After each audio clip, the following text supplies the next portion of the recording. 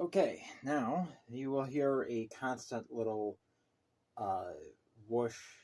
Not too bad, and doesn't cover up my voice, but it is hot up here. I need the fan on because I'm going to be doing some work on the layout. It is 78 up here. I'm going to cut out the creek. So, but we got our box here. First, we'll do the mail call.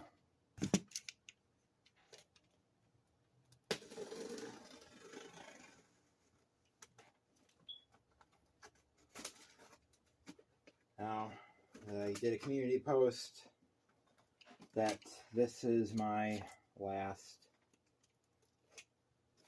new equipment for a while. There's a bunch of stuff on my wish list, but with the barn needing repair, I might be able to do more, but I'm going to prioritize the barn. You gotta get the home equity line of credit, and that requires going to the bank with my mom. And my mom hasn't called me.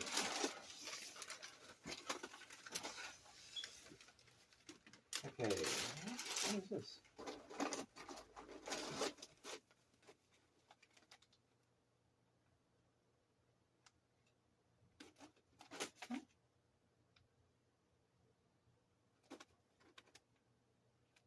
Huh?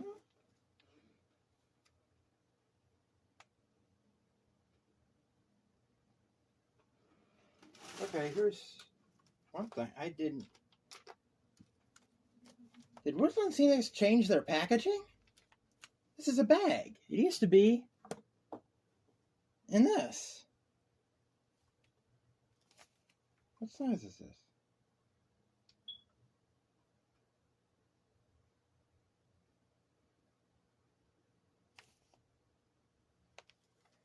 It's the right stuff.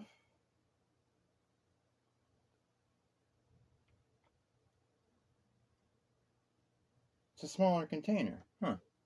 That's weird. Oh well, it's not enough to finish the layout, but it's enough to do some more. Alright, now we have our Atlas locomotive here. Now, New York Southern and Western with last month's order was the most prevalent railroad on the roster. No longer, because this is of another railroad that I have 3 locomotives of it, that I bought 3 almost at once, 2 at one time and then another, and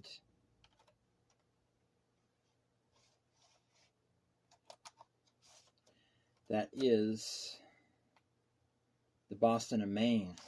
This is a Guilford painted locomotive. This is a U33B.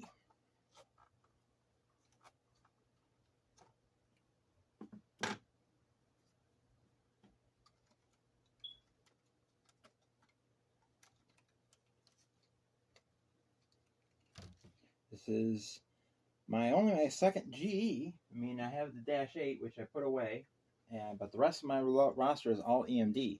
But now we have a GE U33B, Boston and Maine number 190. Now, they did have a model of 192, but 192, I did not find any pictures of it locally. If it was still around in the 80s, it was not in the area, or at least it didn't get photographed in the area. So this one will be, there's a few U-boats that I do need. Among those is not the U-30Cs and the D&H Lightning. Those have been retired before I will be modeling. Those were retired in the 70s. But this is now on the layout. The U-33B will get it up and running shortly. But first we are going to get out the other locomotive I bought.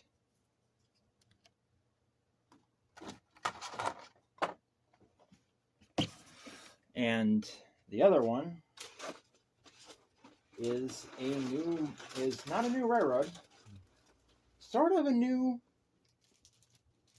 thing, but definitely a new manufacturer. as you can see, this is a Broadway Limited Imports. My first BLI locomotive. Yankee Dabbler only had one of these left, just like they only had one of those. Unfortunately, there was a bunch of locomotives that I wanted to get, that I really wanted to get. I was unable to buy them buy anything for a couple months, and unfortunately, I lost the opportunity to get D&H GP39-2s. Was it 7401 and 7412? Yeah. 7401 was in the D&H Lightning, I think it was, and 7412 was in the Reading Patch. I also missed out on getting a Norfolk Southern C39-8 and a Norfolk that was made by Scale Trains, and a Atlas Norfolk Southern -8-40 CW. Unfortunately, but unfortunately, I'll probably miss out on a lot of these. This is one of two different of this model that I want, and Yankee Dabbler sold out of the partner one of these, but there is a couple more in other stores that I found that are on wish lists that I have yet to get. So I hopefully will not miss out on those, but I might. I mean, but this is, you see Sparky's probably drooling right now because he sees blue, and it is Conrail. This is my third Conrail locomotive. Now I have an SD60, I have a SD35, I do not have an SD40 in any scheme. I have an SD40R, but I do not have a plain SD40. And man, they put a lot of styrofoam in this thing. They really want to make sure that this is protected. Wow.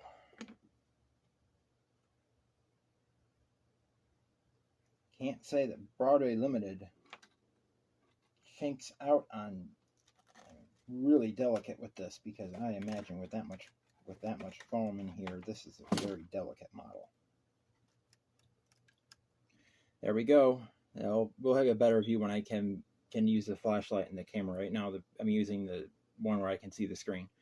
There's the Broadway Limited SD40 6351. This is a Conrail locomotive, of course, and this is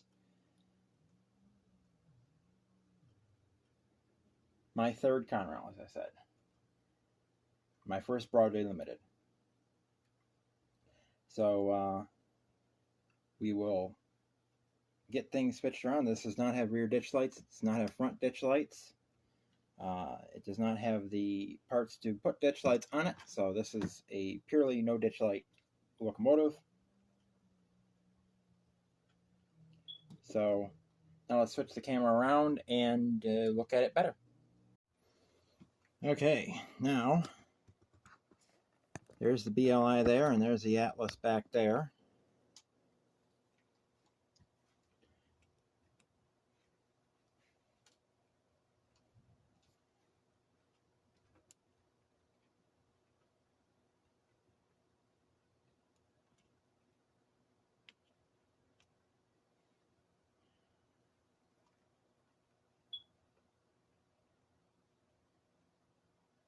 So here is the BLI. Turn the light on so you can get a good look at that. 6351. Not doing a review right now. I might do one later. Got long shank couplers. Those stick out quite a ways. Wow.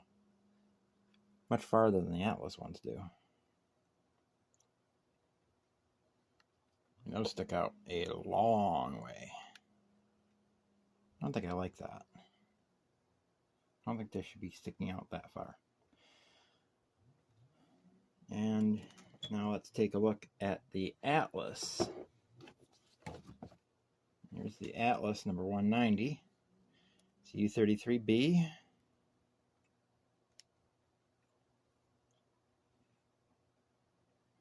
It's got two crew members in there, one on either side. Engineers looking out the window, kind of straight out at the separation in the window, with his hand up on something.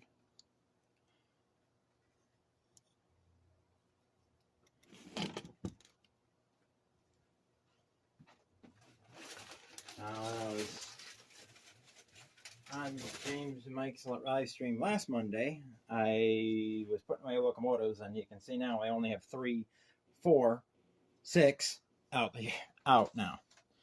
Because right now the primary power on the layout is 3040.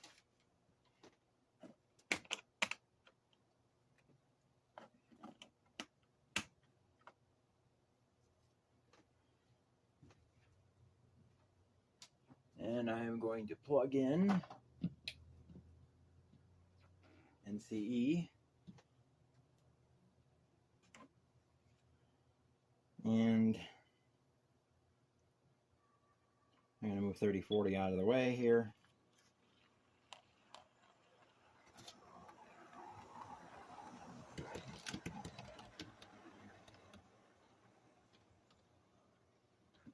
And you can still see I have all those wires up there waiting to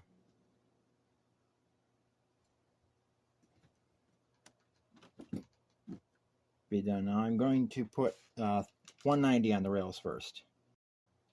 Okay, 190 going on the rails. It's an Atlas, so it's not going to start up immediately.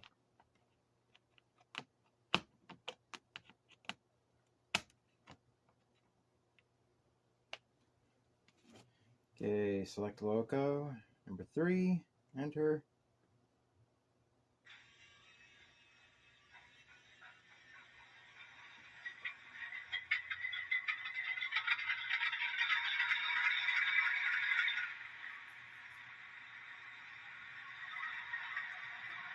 This, of course, does not have ditch lights, but it does have a headlight.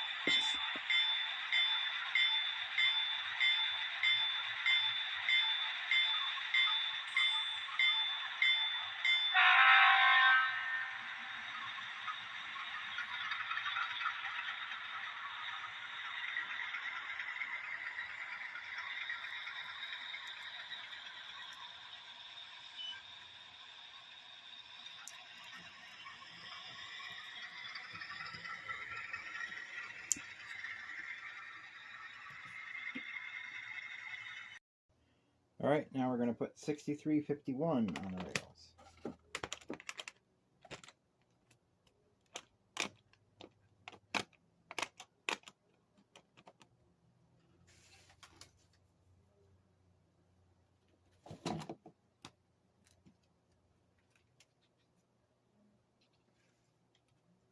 Okay, now BLI is 9 for startup and start time.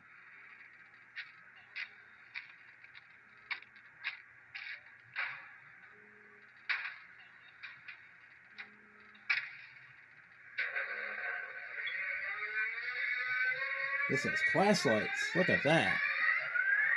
Doesn't have ditch lights, but it has working class lights.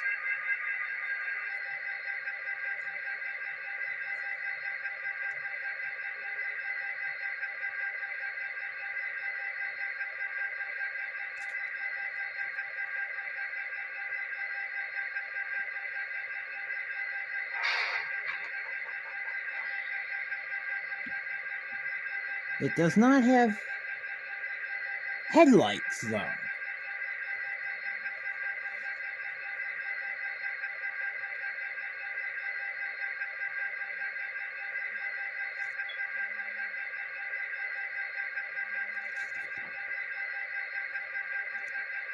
It literally has a back headlight.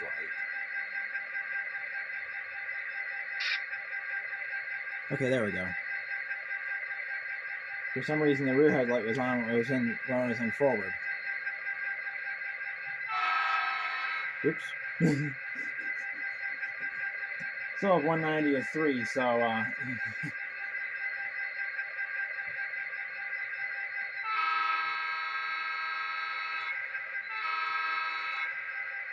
it's weird, the noise coming from the back of the locomotive when the head and the horns on the hood.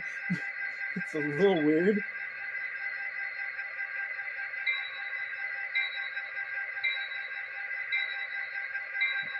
Down.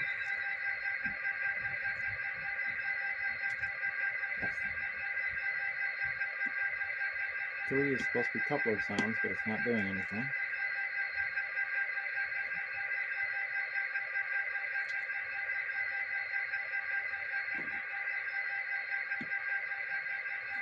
Okay, then we got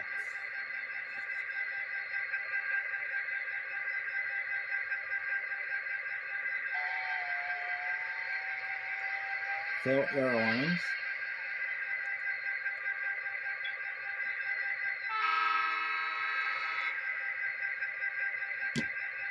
Shift 0, shift 0, 2. It's a brake set and release. It's brake set. We got the release.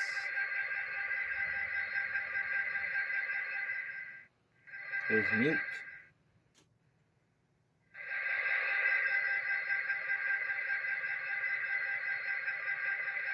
And it has its own shift 0.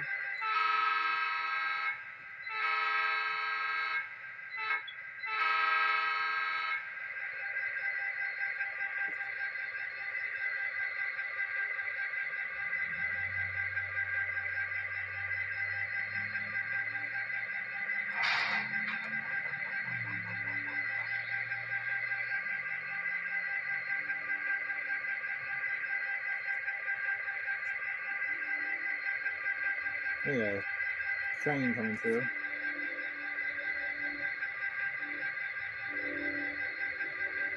F7 is where we turn the class lights on and off. Alright, so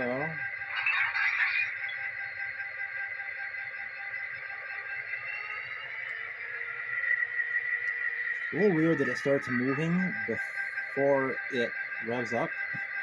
It's a little weird.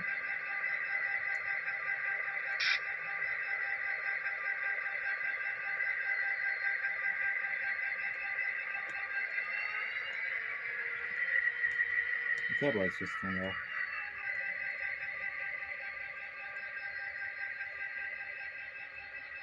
And they turned back on when I stopped.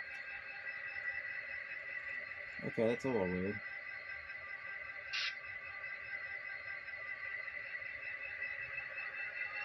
Okay, so my Paragon 4 works. I mean, Bar eliminated problems with up to Paragon 4, and I haven't heard anything bad with Paragon 4. This is a Paragon 4 locomotive, and this does have a Rolling Thunder transmitter, so on the big layout, if I ever put Rolling Thunder on the big layout, this will transmit. If I put this in a consist, and it will transmit.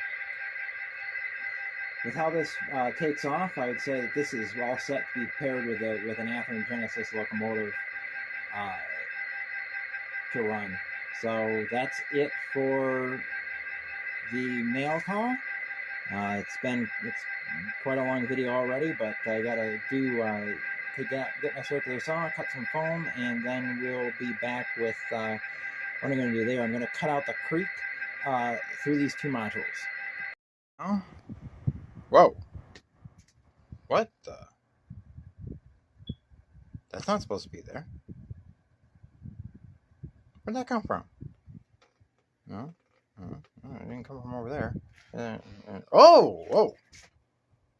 Whoa! What happened there? Huh. Oh, look like that. It looks almost like a cliff. Or a creek bed. Huh, this piece is still here. Why is that still there? I'm gonna get that out of there. There we go. This is the creek. This is Owaka Creek. The bank is pretty steep. It's not as steep as this, but I think I can make that up with plaster. I was going to angle the saw blade and do it in a little bit, but my saw every time I'm cutting something, the screw that holds the blade in place loosens. It loosens up all the time. I tighten it down as tight as I can tighten it, and it just loosens right up. I don't know why it does it. It drives me nuts, but yeah. So I cut it some with the blade, with the saw. It unfortunately gouged out that little bit there. I snapped off that. You can see a little hump there from snapping it off. So I'm gonna, when I can afford it, I'll get some plaster and put it in here. I'm gonna try and mill out this a little bit. We'll either put some tape here, or I'll use some expandifoam in here to fill this in. I might just use tape, like duct tape or something, to just hold that, just keep it from, and carve this out a little bit, and then plaster over it, and then we'll do the water pour, which I don't have the stuff for that yet. And I gotta cut a little bit off of this, make a little bank off of this, because I'm not gonna put plaster right up against the hardboard. So yeah, there we go. Got the part we cut out. I don't have it cut out down here. I think I'm gonna wait until I use like a hacksaw blade or something that's not going to loosen up like that. That drives me nuts. But anyway, that's it for this update. We now have this done. So it looks a little bit better. I can get right down at the track like this with the camera on the upside. I'm looking out of the creek. I'll take a little picture of that for Jason's group. Is he going to take a picture? There we go. Just slide this along. You just slide it along, looking out, there's Minnie. There's the utility knife. There's the Boston main car. There's the Santa Fe. You can just put the phone up against it like that and film the cars moving like that. That'd be kind of a cool view. You can see the cars kind of tip it up a little bit, and you can see the cars jumping because there's a little bit of cinders in the flangeways. Not very many. It doesn't cause a derailment. It just causes them to shake and make a little bit of noise. So that's it for this video from CPA Silver Springs, milepost 360, and then focus on the Southern Tier line. Keep on them on trains. Tim out.